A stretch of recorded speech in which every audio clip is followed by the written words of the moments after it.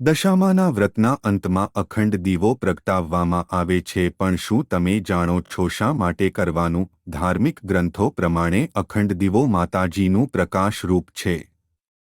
જે ઘરમાં દીવો સતત બળે છે તે ઘરમાં દુઃખ, રોગ અને નકારાત્મક શક્તિઓ પ્રવેશી શકતી નથી. આ દીવો વિશેષ રૂપે ઘીથી પ્રગટાવવામાં આવે છે અને તેને મંદિરમાં કે ઘરના પૂર્વ દિશામાં રાખવામાં આવે છે. અંખડ દીવોમાં દશામાના આશીર્વાદને ઘરમાં સ્થિર કરે છે અને પાવન ઉર્જા આપે છે, જેના કારણે ઘરમાં સુખ, સમૃદ્ધિ અને શાંતિ આવે છે અને સકારાત્મકતા બની રહે છે. કહેવાય છે કે જે ઘરમાં અખંડ દીવો બળે છે ત્યાં માતાજી પોતે નિવાસ કરે છે.